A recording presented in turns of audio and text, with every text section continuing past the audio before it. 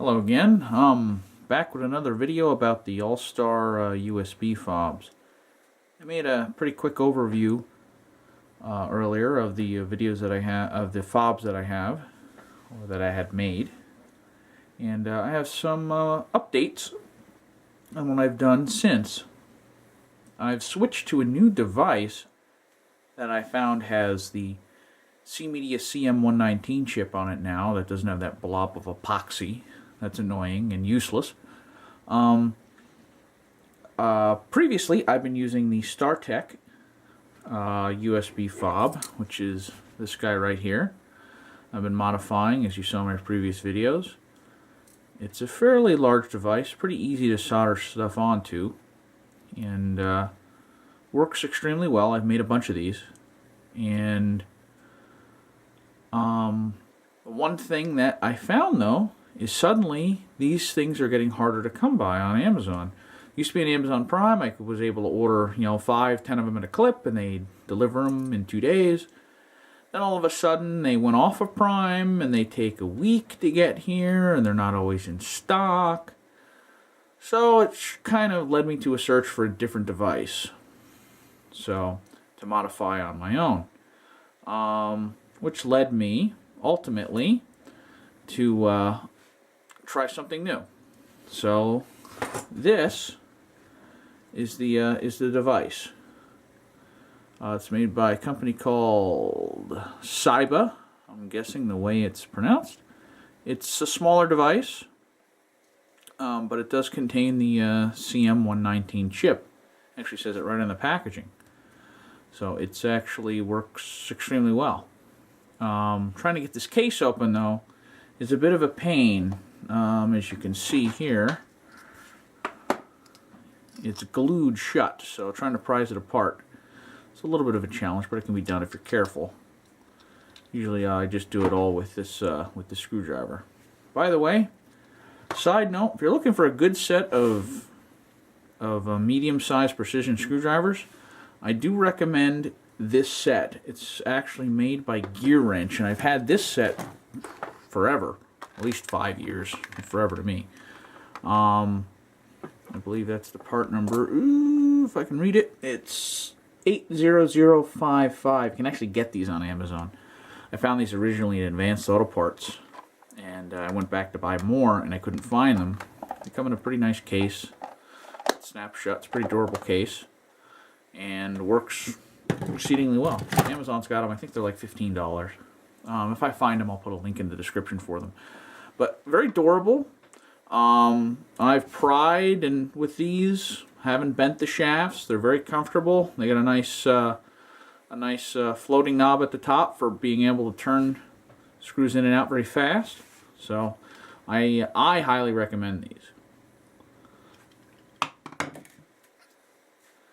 So besides that, let's get back to the audio fobs. So this is the audio fob once it's out of that case. Not much to it, but there's got the chip on it. If I can actually get it in the light there, and it pretty average.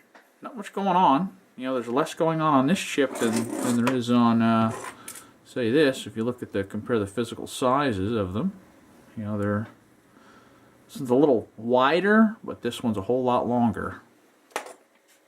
So this guy here is prime for conversion. I thought it was going to be a bit more difficult than it was, but it actually makes for a little cleaner package if you know what you're doing. So I'll show you the completed version up close here. And there's not much to it. Pretty much with these chips, you're using the one GPIO pin, which is pin 13 on the back of here for your PTT.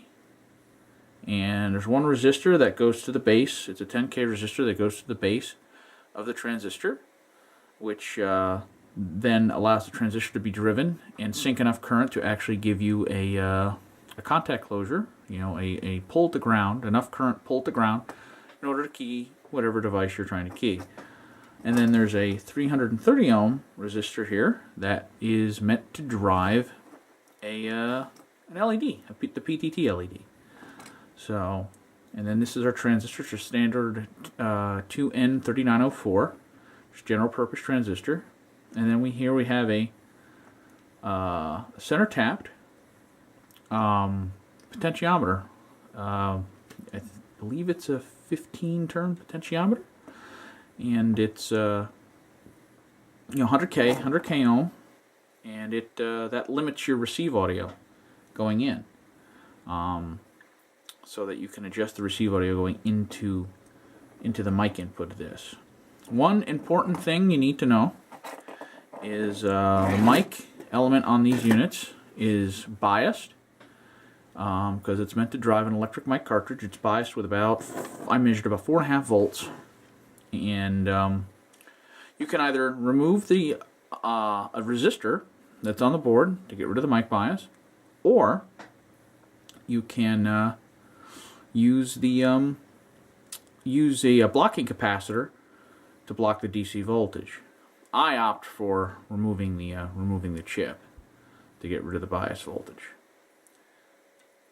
Anyway, battery's gonna die, so I'm gonna have to switch batteries, and I'll have to splice this together, so I'll be back. Alright, now that we got a fresh battery, I can finish. So anyway, picked up where we left off about removing the resistor for the mic bias voltage. Let's see if I can show it here on camera. It might be a little hard. Right there, this resistor, right there, right below this capacitor here. And once you remove that, the bias voltage will be gone. It makes it a lot easier. You don't have to tack an ugly electrolytic like a 10 mic, 10 microfarad electrolytic, onto the mic input to block the DC. So I just prefer. You can take an iron. You don't even need a particularly fine tipped iron. This iron, it's a Weller. It's an old Weller. It's got a fairly stout chisel tip on it. I actually do a lot of fine work with this. I like the chisel tips because you can turn them sideways and use the little tiny pointy ends to do very fine work, and also use the other end for any slightly heavier work. So you can take that resistor off. The other thing is soldering these two resistors to pin 13 can be a little difficult. So, and this is the same thing I've had to do with the Startech fob. I have to remove the mic bias resistor and tack these two resistors on directly onto the chip. The other thing that you have to do is, you see this BAT43 Schottky diode needs also to be put on the very last pin of the chip. I forgot what the actual pin number is, to be honest with you. So, but it's the last pin, because that little arrow right there. Oop, gotta get this in front of it.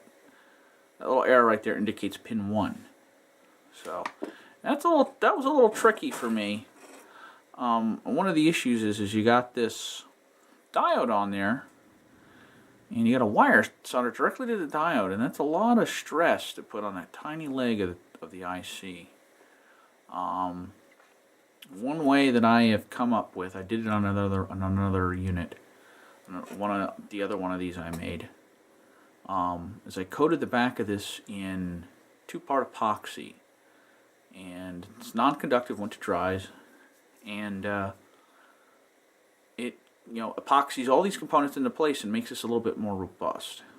And what I've done to poke these connections through, so once you remove the 2 jacks, you have these 2 jacks. Once you remove these, and the way I remove these is, if you see from the side here, is I actually take my screwdriver and I pry up under these as I unsolder each one individually, and they come right off the plastic. I've got one for an example here. Here's one. See, this is just the plastic that comes off, and these little guys, these are the little metal contacts that come right off. So you can gently prise them up and get them off, but they leave holes on the bottom. There's a hole there and a hole right there. And that's where I use to stick the leads through so that I can mount the transistor and the LED. And it just so happens on the side here, right on the side, there's two leads. There's the mic input, which I have the center lead of the potentiometer connected to the mic input of the device. And then the other lead gets soldered directly to the ground. And you can solder this directly to the board. They're the right spacing apart. And then, of course, the third lead over here, right, let me get it right over here, you leave off the board and you solder a wire directly to. So, the transmit output are capacity coupled, left and right. Here, this is for the left side, this is for the right side, and we're connected to the left side on this chip. And it works out very well. Works in a pretty compact package. I leave a fairly long set of leads. You may be wondering, saying, why don't I use shielded cable on this? And that was excellent choice. There's no problems with using shielded cable. A little extra shielding never hurt anyone.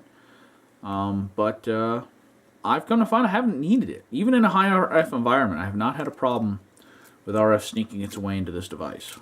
So, and when I first put it together, I was thinking about having to put decoupling caps on here, on the inputs and the outputs and so on. And even on the USB line, decoupling caps, just in case, RF might sneak its way in there. And I haven't had any problems. So, it's been unnecessary, making this even simpler, which is something I've been striving to do, to make this much simpler, much smaller and compact. Of course, this IC does have, if you're familiar with the DMK URI, it does have all the GPIOs of the DMK URI and so on, because that's what the DMK URI, and that's, for those who don't know, that's the DMK Engineering USB radio interface. This has all those inputs on the chip, and if you can bring them out, you'll essentially have the same thing. But that's not really what the intention is here. Most people, for most applications, are not going to need the multiple GPIOs, and the other features of the chip. One of them being, the attachment of an EEPROM, which, if you really wanted to, you can. Where's my little unit here? Actually, leave a spot on the board to put that EEPROM. You need the surface mount version of it, but it will go right there, and you can actually use the double EEPROM to save your audio settings. I have put one on this board myself because they left the same space, and it works just fine. So, but eventually I'm going to put epoxy on the back of this, make it a little bit more robust, and I think I'm going to change over to these units. One thing I didn't mention, the most important aspect of this, is these units are $5.99 on Amazon right now. $5.99, and that's shipped. This guy, the Startech guy, is still around 16 bucks. So, and it's also an older device. This is the CM108. But for a newer device, and a more compact package that actually you can, without too much more trouble. It doesn't sound quite right, but I'm going to go with it. My grammar's not perfect. Without too much trouble, you can get this to work exactly the same way. Of course, I've been bringing them out to a DB9, DB9 female. I was originally wiring these up as the same as the URI, and it was brought to my attention by a friend of mine that says you're only bringing out 5-6 connections. That's a waste of a connector. And my thinking was to make it universally compatible. If you wanted to use a URI, or if you wanted to use one of these, you could just plug it in, wired the same way. But then I got to thinking, yeah, that is a big waste of a connector. So This is more compact, and it's a lot easier to manage. In the future, one of my favorite connectors to use, and I know a lot of guys in the ham community aren't too fond of them, is the RJ45, and I've used that on a number of occasions with great success, especially when you use them with a little one of those jack boxes, the jack boxes with the adhesive. You can pop the cover off, and you have the 8 connections all on the top there that that have screw terminals, and it's great for troubleshooting because you just pop the top off and it's like an instant breakout box. You can go with your test leads and everything else and see what's going on. So to me, that's an advantage, but some people prefer the DB9s. So and to be honest, I do like the DB9s myself for certain things. This is one of them, so I do like them. So, but I'd like to try one on RJ45 to see if there's any advantages. So, but like I said, this is, that's the unit, and this is the unit in its case. So, trying to prise the case off, like I said, is a bit of a pain. Sometimes I do it kind of like a nutcracker. In fact, you know what? Let's try it now. I have my handy Leatherman. Another tool I highly recommend. This is Leatherman Wave. I just never leaves my side. So, what I do to prise these apart is I actually take my Leatherman and I kind of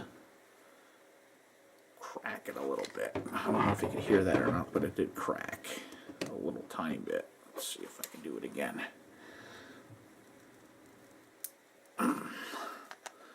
Sometimes it breaks the glue. This one's actually a little tougher than the other one. Sometimes it helps break the glue because it's glued on the sides. So, alright, I think it broke a little bit. And then I usually try to prise. And I try best not to put the screwdriver through my hand. And it'll come apart. It's just very difficult. It's probably my opinion, the most difficult part is trying to get this case off. It just, it's, tell you what, for a $5 USB fob, they glue the case on really well. You want to work around the edge. You don't want to poke in far because you may hit a component on the board. Sometimes I can just prise it open with my fingernails this way. Yep, there it goes. So yeah, they're a bit of a pain to get apart. So that's how you kind of get them apart. They work rather well. But I will also demonstrate how to get these guys off. So let's try that right now. I got a pan of ice here. Ooh. Ooh, ooh, ooh. I may actually have to raise the camera a little bit. That may have to happen. Maybe not. Go up just a little bit. Alright. So, pan of ice is definitely my friend. Without it, I wouldn't be able to do a lot of the things that I do as far as soldering is concerned. So, I got the jaws. These jaws have a groove in them.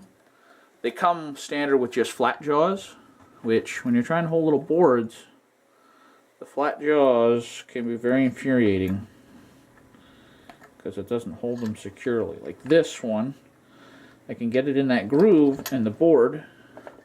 Well, ooh, actually I don't think it's in the groove on one side. Sometimes getting it in the groove is interesting. There we go. There, now it's in. Okay, so got a nice hot iron. Get some Move the iron over here so I can have better access to it. A little bit of solder. A little bit of solder. And sometimes I tin them a little bit. Alright. And then you normally can get the edge of a fine screwdriver in under. And then you just heat it up and you can usually prise it up. Like that. Well, there's the one. Let me get the other one. Oh, there we go. Come on. There's another one. Oh, try not to touch your jaws. I do that every so often. Okay, now I've got all that side off. And now, let's see which way I could turn this. I might be able to go this way.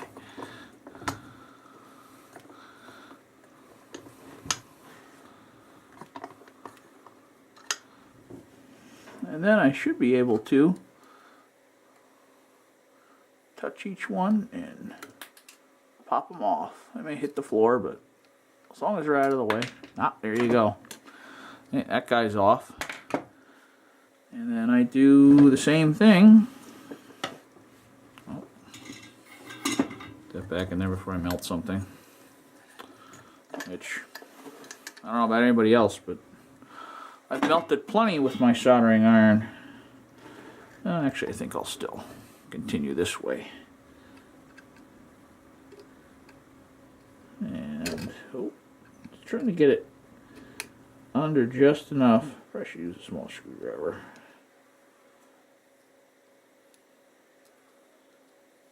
Yeah, there's one.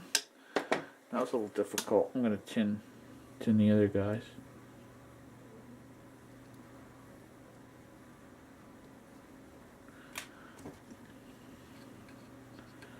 Well, I'm not really tinning them actually, just adding solder to them. So.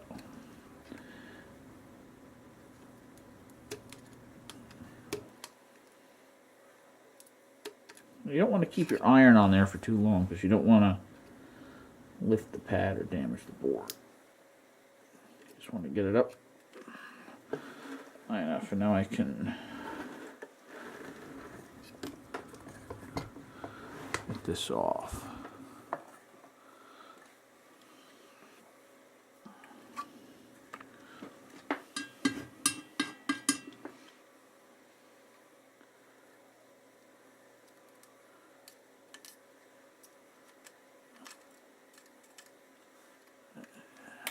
Way.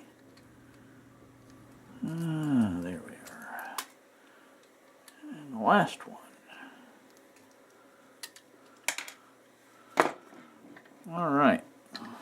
There you go. That's pretty clean. And I like to clean them up with some wick. Follow me. Cut the end off my wick. I've used that before.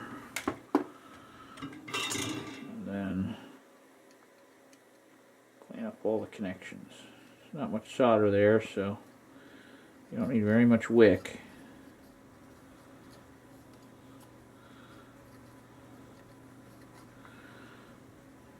Oh, see, I lifted a pad. Luckily, that is not a pad I need. It's on the microphone. Yeah, I was they're a little too long with the iron.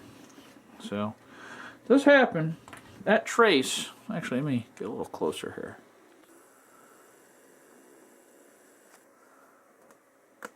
Okay. Get a little closer, see if it'll focus on it. No. Not really. There we go. That's better. This trace here is actually the microphone path. So this one pad isn't going to bother me since I'm going to be soldering the center of the potentiometer to this. So that's inconsequential of what we're doing. So, but you gotta be careful. You gotta be really careful. The pads on these are pretty delicate, I've come to find. So now we want to get that little resistor off, which I'm going to have to change this around a little bit.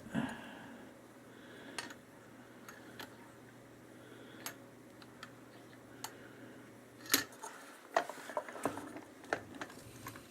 that I can get the proper angle on it.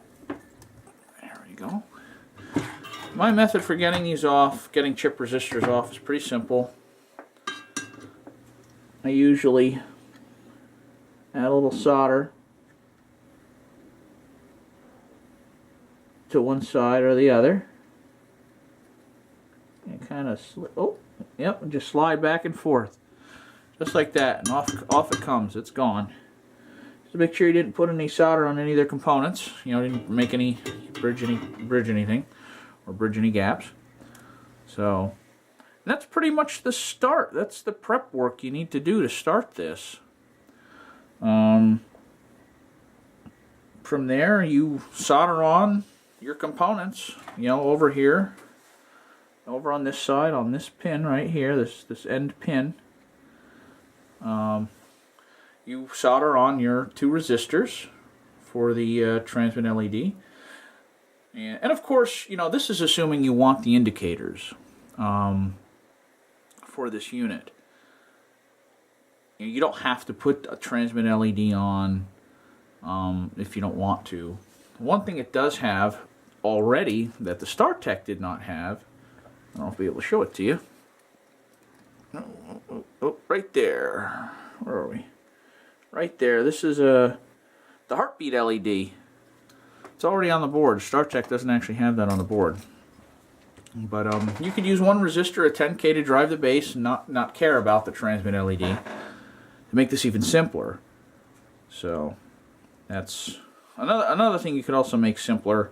So if you didn't want to put the transistor on the board, you could actually put the transistor, you know, inside here. You know, because you could put the resistor and the transistor right inside that shell to make it a little easier than soldering it on straight onto the board. So there's a bunch of different ways. This is just the way I'm doing it. So, and then from there, I can begin placing my components. And right here, these 2 pads, actually these 4 pads, right in the front are all ground.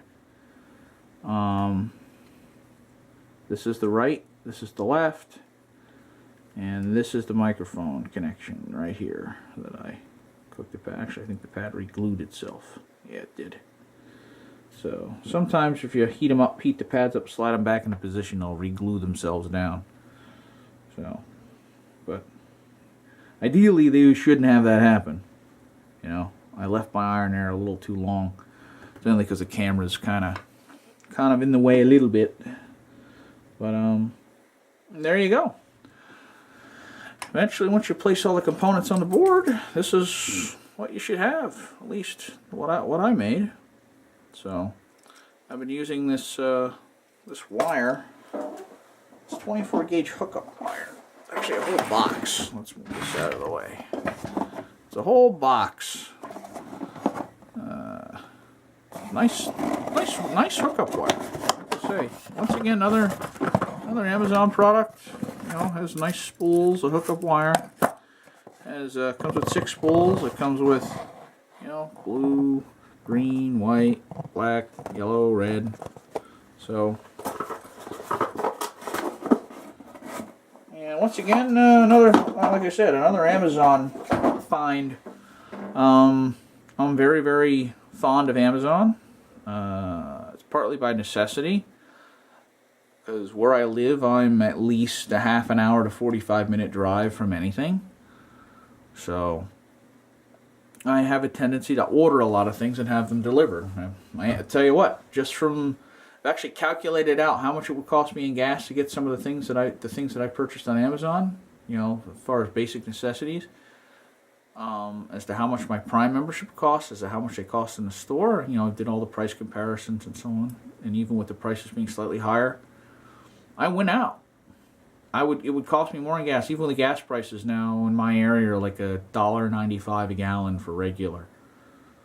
So, but I've sourced a lot of the stuff on Amazon, and the advantage of that too is that a lot of the stuff that I have sourced, you know, since it is from Amazon, I can pass it along to you and say, you know, this is where you can get this. It's more universally available. My other source of parts is DigiKey, which is extremely efficient at getting you your parts in a timely manner, you know, usually within a couple of days.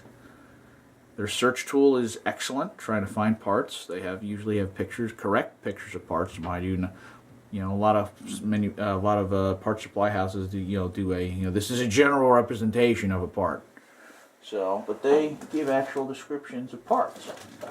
So, and one nice thing is they ship all their parts in nice anti-static bags. You know, everything. I got a pile. In fact, it's over here. Here's my pile of anti-static bags. Let me zoom the camera out. Wrong way. There we go. Oh yeah, my pile of anti-static bags that I have. And it's nice because you really want to keep these in an anti-static bag. So, the one thing I did notice on this unit compared to the Startech is the audio is a bit hotter. I should say the transmit audio is a bit hotter coming out of the unit. So, and that's dealing with I'm using the TYT 9000D radio, and I noticed even with my Startech and my DMK URI, the audio is a bit hotter than most normal stuff. So depending on your radio, you may want to put a pot here, you know, for the transmit, or just a fixed resistor. Like, try 10K, you know.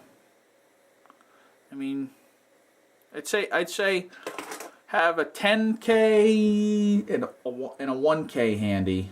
Either one of those should put you in the ballpark, and then you can make the adjustment on the radio tune menu. That's for the USB radio module, or the simple USB tune menu. You know, either one, you know, whichever one you're using. You know, normally if you're using the USB radio module, it's a full-blown installation of. Right now, the latest is dial. You know, using Debian, the Debian asterisk version. So, but yeah, I just found that to be a little hotter. I had to turn it way down so it didn't distort. So, and that's it for now. If you guys have any questions or comments, let me know. I'll leave the parts list for this in the description. All the parts that you need to make it fit in one little tiny bag. This is everything. I'm getting ready to build another one of the Startechs. So all the parts in the... Oh, looks like my camera stopped on me. So, if anybody wants one of these pre-built, let me know. I would be happy to let you know if I can build one for you. Build one for you and send it to you. I don't mind building them. I find it rather fun. So, it's definitely been an experience. Building these things, testing them, a lot of fun playing with Asterisk and you know, Allstar and Asterisk. So, but I am willing to help anybody who wants any help whatsoever. Anyway, this is KC2IRV signing off.